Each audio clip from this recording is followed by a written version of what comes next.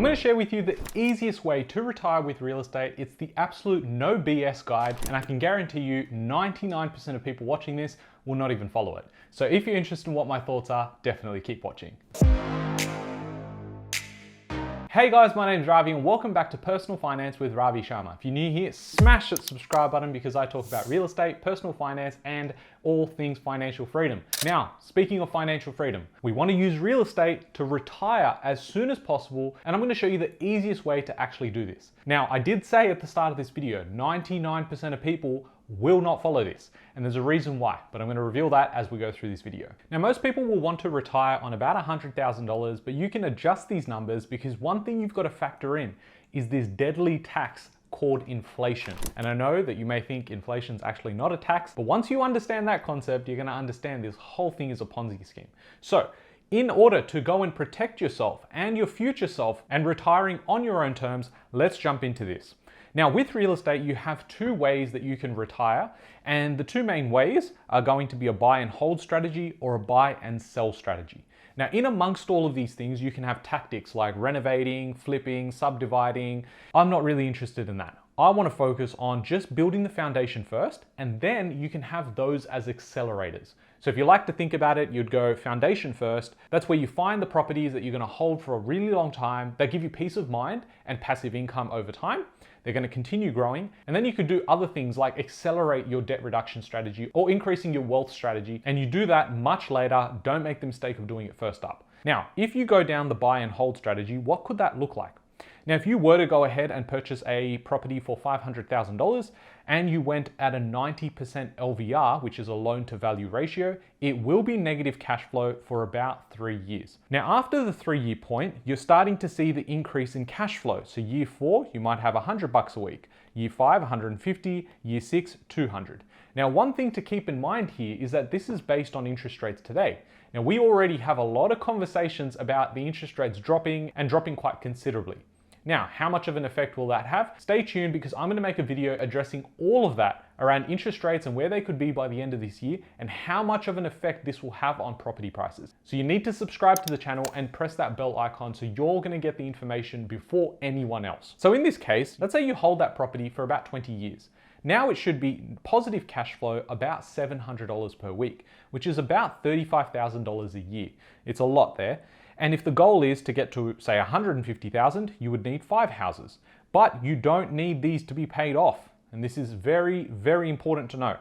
What happens is your debt stays the same. As inflation kicks in, the dollar that you're using to purchase things with actually loses its value. So it's the debasement of currency. I'm going to simplify it now. If I go to the shops today, buy a paddle pop, it's $2. If I went to the shops or the school canteen 15 years ago, it's probably like 60 cents. And the reason why that's increased is not because the product became better. It's because the dollar that we denominate purchasing these things in has lost its value. It's like having a cup of cordial and you go, okay, it's super concentrated, that is sound money. Then what happens is the government comes in and adds more water.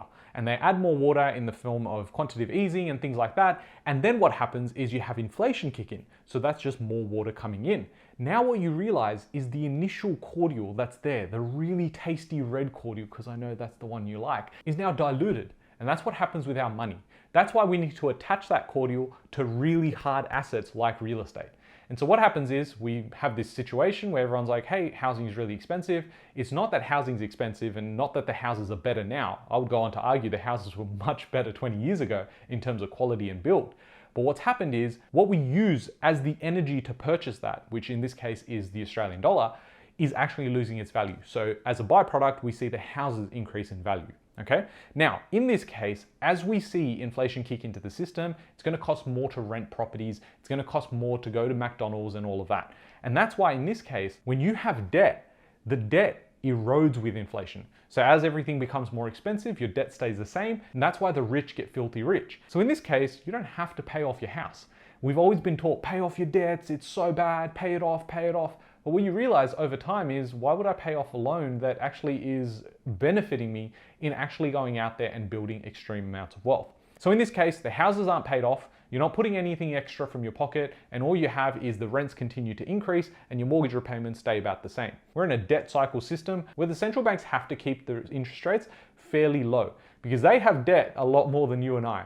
And so for them to actually go ahead and pay that and not have so much inflation come into the system, you have interest rates remaining fairly low. Now, in this case, you don't have the houses paid off. One house can get you about 150K. And this is what I mean by this, is that you have debt staying the same in that property, so you're not paying it off, but your rent increases. And the average growth could be 3 to 5%.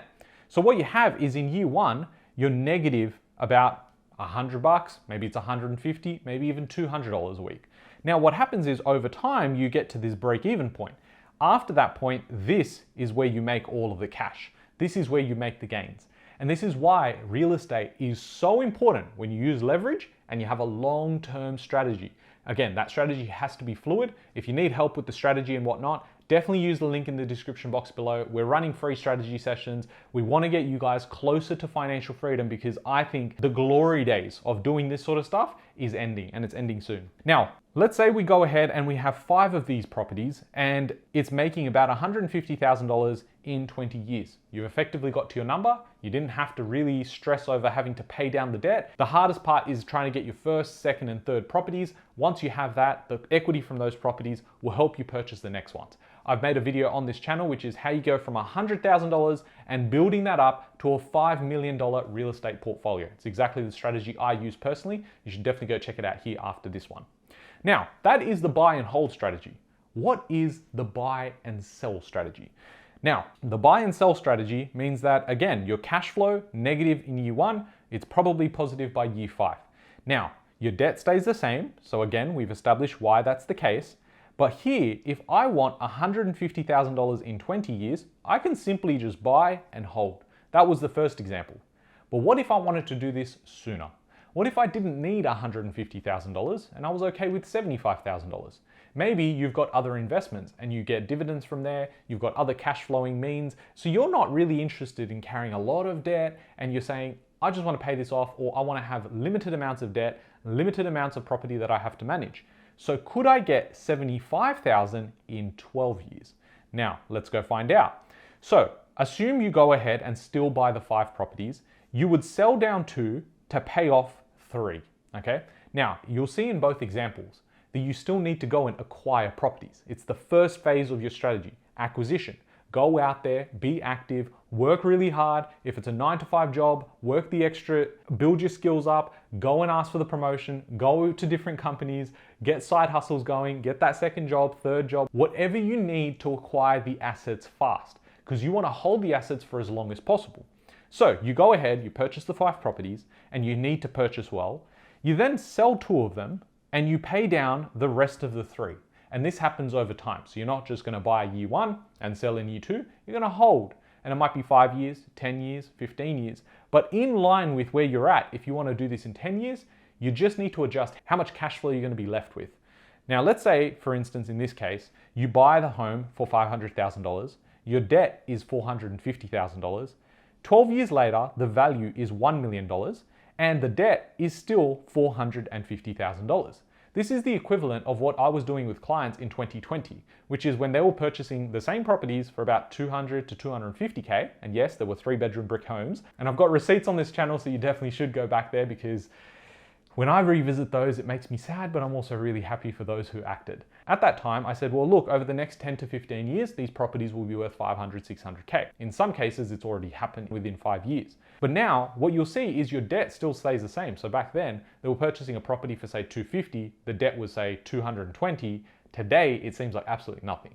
That's because inflation comes in. When prices rise, you're basically not thinking about debt at all. So in this case, you go, okay, so my property's worth $1 million. I've got $550,000 worth of equity in 12 years with 1 property.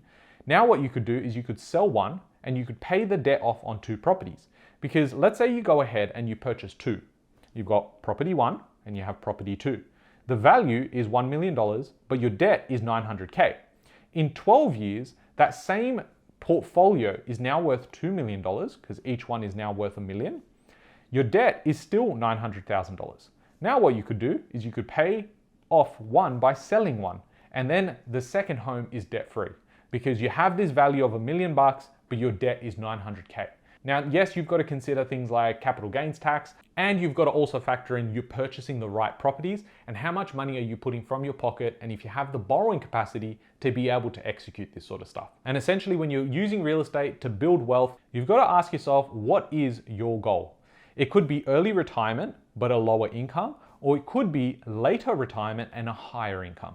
If you're also building out wealth so that you can take care of your future generations, your kids and whatnot, then you're probably going to want to kick the can down the road for as long as possible so you create a better foundation and life for your future generations. That's exactly what I'm doing. That's why I'm here. I make videos for you guys so I can help more of you help your children or your future generations. Or if you just want to buy a private jet at some point in your life, you can go and do that.